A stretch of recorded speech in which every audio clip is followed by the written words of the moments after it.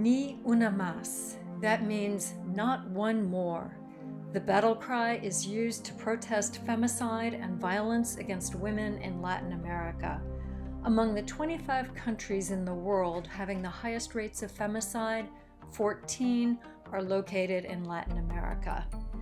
Hello, this is Beverly Hill, president of the Gendercide Awareness Project. Thank you for joining us. Today we pivot from girls' education to our second aim, ending gendercide. Femicide is a particular type of gendercide, and it has exploded in Latin America. The pandemic has only thrown gasoline on the fire, as women have been living in lockdown with their abusers, causing a spike in domestic violence. Our heroes today are the brave feminists, journalists, and human rights activists fighting femicide in the region. They fight against terrible odds, and sometimes they pay with their lives. In Mexico, almost half of all women experience violence at some point in their lives. Upper-class women are nearly as likely to experience violence as poor women, indicating that poverty is not the cause. Instead, it's a problem of culture, the culture of machismo. For centuries, Mexico has tolerated and even admired male violence. A second cause for violence against women is drug trafficking, aided and abetted by corrupt police and government officials, and fueled by endless demand from the United States. Recently, trafficking has taken a grim new twist in Mexico. Traffickers are shifting from drug trafficking to sex trafficking. Women, rather than cocaine, are the new contraband of choice. It turns out that trafficking women is far more profitable and less risky than drug trafficking. A drug shipment can be sold just once, and running it into the U.S. is dangerous. A woman, on the other hand, can be sold 20 to 30 times per day, and the risk for her trafficker is low. In the town of Tenancingo in central Mexico, sex trafficking is the primary economic activity. 10% of residents earn their living from it. The trafficking rings are run by families, just like organized crime in the U.S. Not surprisingly, the increase in trafficking is driving an increase in femicide. We deplore femicide in Latin America, but we Americans must understand that the U.S. has exacerbated the problem. We have a century-long habit of toppling democratically elected governments there, either because they opposed American business interests or because they tilted to the left. The regimes we installed typically disregarded the poor and quashed the aspirations of indigenous people. For those at the bottom, with few legitimate ladders out of poverty, trafficking looked ever more appealing.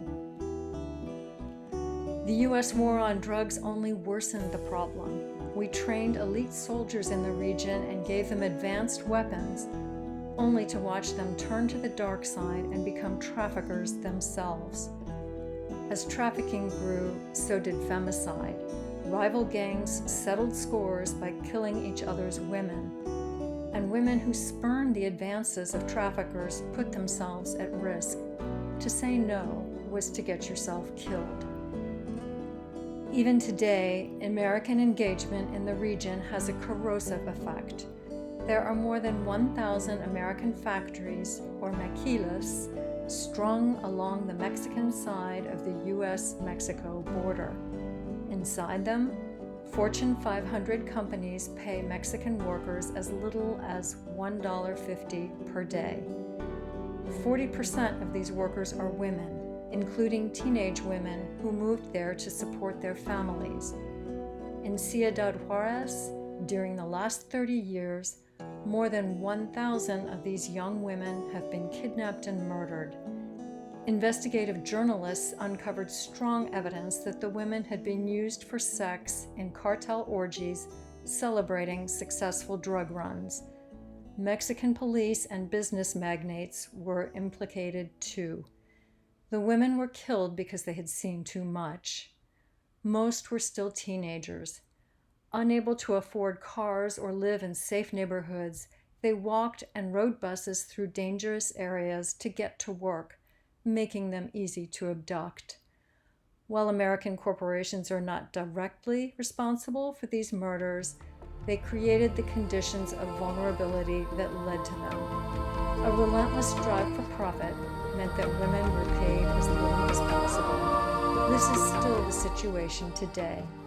All of us who invest in the stock market and buy goods from these companies must understand the implications. Of course, Latin American countries shoulder responsibility too. They do not protect their poor, and they do not prosecute crimes against women.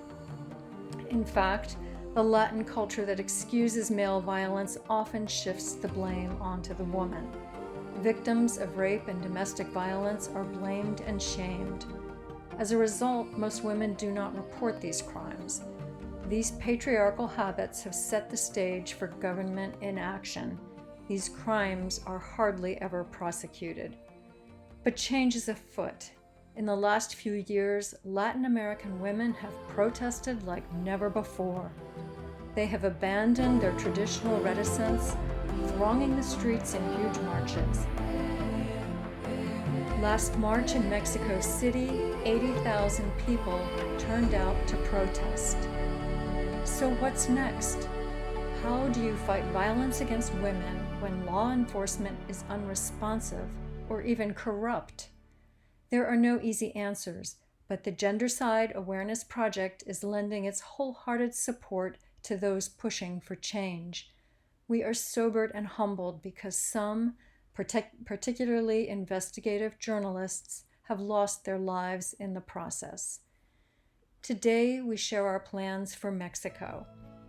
Several Mexican universities and human rights organizations have invited us to take our art exhibit to Mexico for a 5-city tour. The exhibit will call attention to femicide and place it in the context of global gendercide. It will provide a forum where scholars, activists, journalists, and government officials come together to discuss solutions. Our desire throughout is to play a supporting role, to amplify their voices and support their work. We will raise awareness of the terrible economic cost of violence against women, a little-known fact.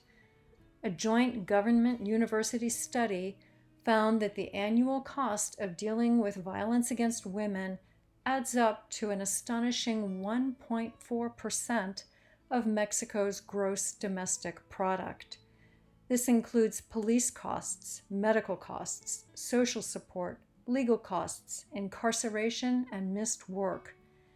This is in a situation where only 13.6% of abused women report their abuse.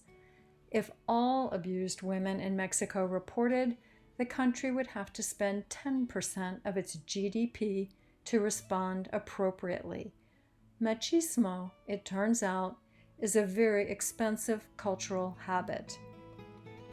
Our exhibit was already en route to Mexico for this tour when the pandemic struck. We had to recall the truck, but when the situation allows, we will go back. We are committed to the struggle for gender justice in Mexico. We need your help to do this. Please donate at gendap.org, on our Facebook page, or on any current Facebook posts. Thank you for your support. We are a 100% volunteer organization. Not only that, those of us on the Gendap team pay 100% of Gendap's overhead. That means that when you donate, 100% of your gift goes to educate poor girls and combat gendercide. Tomorrow, we return to our hero's journey, remaining in Latin America. We go to Guatemala and introduce you to a scholarship girl who exhibits the warrior virtue of leadership. Please join us.